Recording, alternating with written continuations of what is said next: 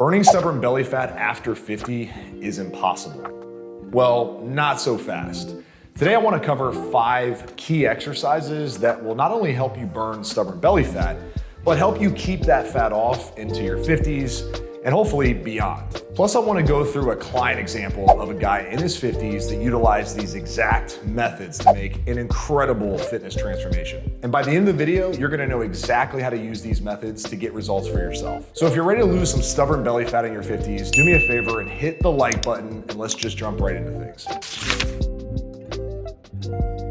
So exercise number 1 is setting up a no BS fat loss diet. I want to walk you through an exact process for getting your nutrition right because look, as you get into your 50s, bad habits have really made a permanent residence in your day-to-day routine. Your social life is in full swing, and my guess is alcohol and food are a big part of your life. So we need to get these things in check before it's too late, because your diet is ultimately going to be the biggest piece to the puzzle when it comes to losing stubborn belly fat. So let's walk through exactly how to set up your nutrition plan. You're gonna wanna take notes, write down some numbers, because I'm gonna give you the full blueprint starting right now. So the first thing we want to do is we want to actually estimate your body fat percentage. Now, body fat percentage is not the most important metric to understand, but it's going to help us set up a nutrition plan with numbers that actually make sense so you can actually start losing that stubborn belly fat. So here's an image of estimated body fat percentages. You can pause the video here if you'd like, take a screenshot, so you can start to compare where you are today to these guys in this picture, so we can just get a rough estimate of your body fat percentage. Now, what we're gonna do with this number is we're going to calculate your lean body mass. So let's just use some very simple math. Let's say you're currently 200 pounds, and based off the pictures that you see, you're roughly 25% body fat, which is not an uncommon place to be for guys in their 50s. Knowing your body fat percentage or being close to it, we can know then how much lean body mass you have. And in this case, if you're 200 pounds at 25% body fat, you're carrying 50 pounds of fat roughly. So your lean body mass is around 150 pounds. Now, the good news is we don't have to lose all of that body fat, because at 0% body fat, you'd be dead. So that's not the point of the video. We just want to be lean. Let's keep you alive and healthy. Ideally, to see your abs, you're going to want to be somewhere in the 10 to 15% body fat range. That's usually a safe bet for guys who are trying to look lean and have abs. So let's just say we want to aim for 15% body fat to start. That means we're going to need to lose about 30 pounds of fat. So our target weight, if you're keeping up at home, is 170 pounds. Because remember, you're 200, carrying 50 pounds of fat. We only need to lose 30 of that. So let's just get to 170. So we're going to use 170 to start with our calories and our protein target, which really are the 2 main metrics that we need to know in order to set up a smart nutrition plan.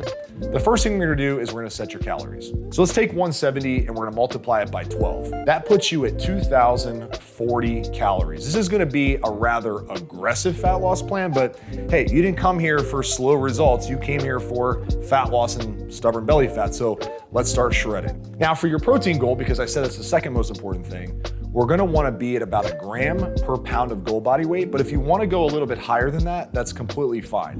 The clients I work with, we typically set a protein range that's a little bit higher than what you might see floating around the internet.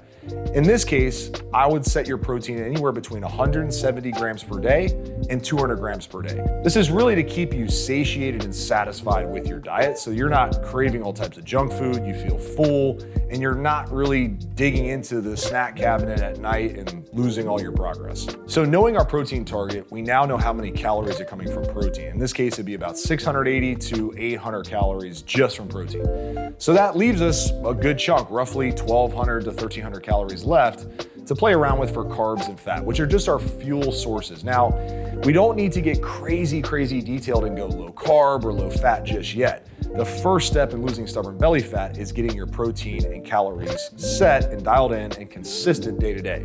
So now you have those numbers, utilize your weight, your body fat, and get your nutrition dialed in. Let's go to exercise number 2. All right, so I want to talk about my client, Brian, for exercise number 2. Brian is in his 50s, came to me overweight, frustrated, out of shape, and joined my VIP coaching program, which, by the way, if you want to check it out, you can go to the description of this video click the link or go to the first comment below and I have the link for you. If you're a guy over 40 who wants to drop belly fat and get in the best shape of his life, our VIP transformation is for you.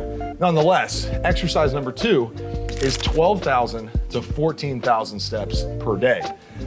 Now, around the internet, you're gonna see a lot of fitness trainers saying, just hit 10,000 steps per day.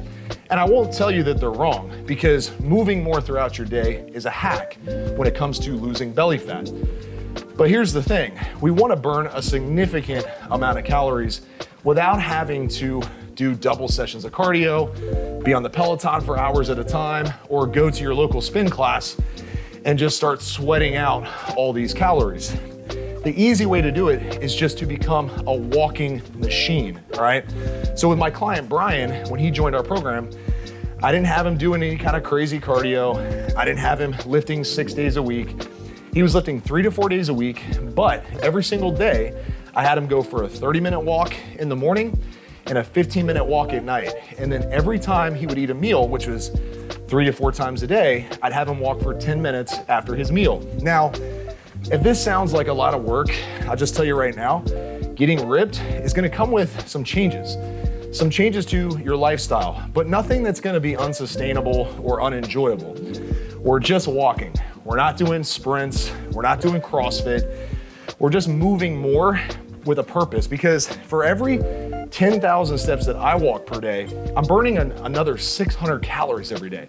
I'm a 200+ pound guy, so when I start ramping up my steps and I'm going to 12,000, 14,000, well, all of a sudden that calorie burn goes up. So it makes it easier for me to be in a calorie deficit. So I'm on a treadmill here and I have a slight incline.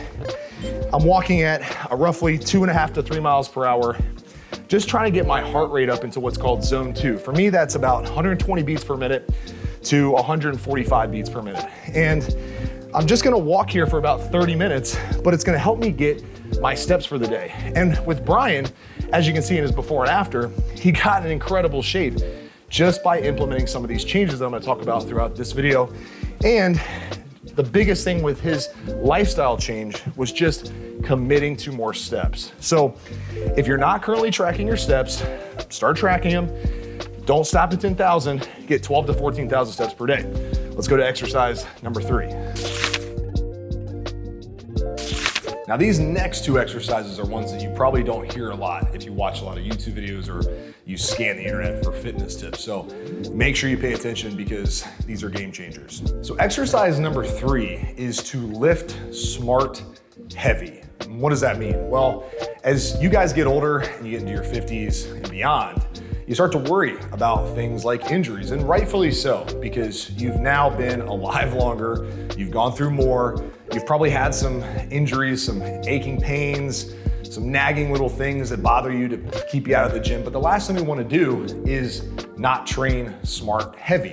What does that mean? Well, it means we actually do want to focus on strength training, because as we get older, our muscles start to break down, they start to atrophy, and we lose muscle tissue over time if we don't use it, right? It's use it or lose it, the old saying that is very true. But we also want to be smart. We don't want to throw our back out. We don't want to hurt our knees. We don't want to pop a shoulder. We want to do things in a way that helps build that very aesthetic, lean, muscular physique without the risk of injury. So what do we do? Well, before you turn away and stop listening to me, what I'm about to tell you might shock you. Machines. Machines are amazing, especially in today's day and age. We're no longer dealing with the old grandma machines that were easy and you couldn't really put a whole lot of weight on. Now we have things like hammer strength machines. Hammer strength machines are a godsend, right?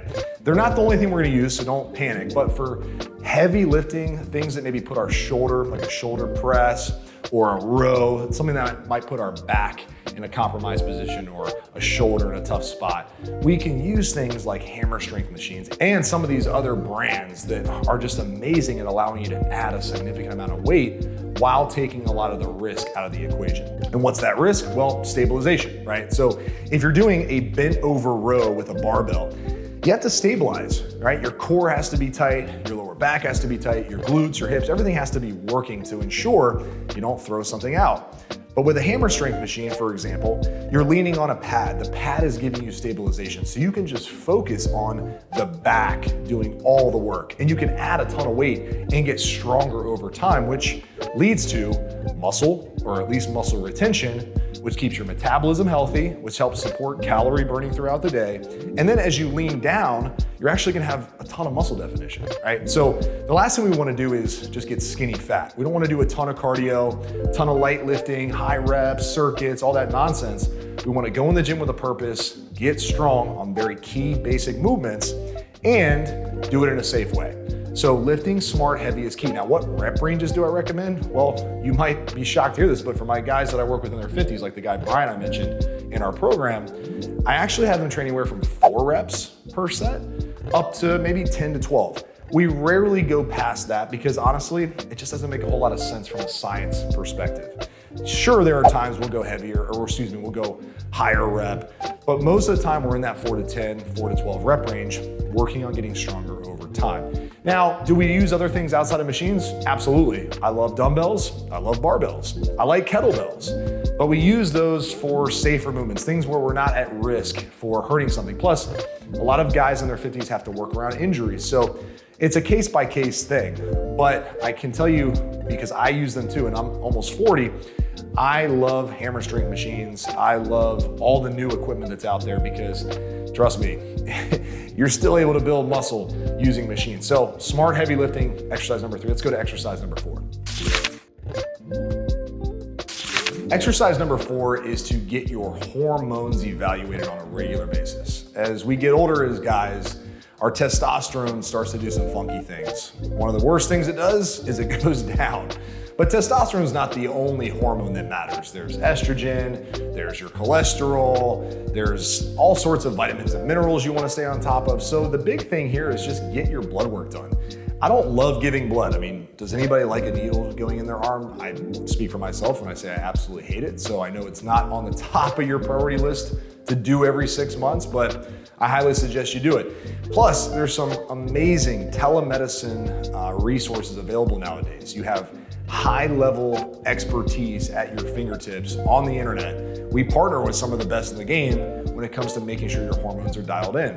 I can't stress this enough because here's the problem. If your hormones are not where they need to be, if your internal health isn't dialed in, it's gonna make it harder to lose belly fat. It's gonna make it harder to get leaner. So the number one thing you can do is be aware. Be aware of what's going on, and then if something needs to be fixed, implementing those things immediately. It's just gonna make your life 10 times easier.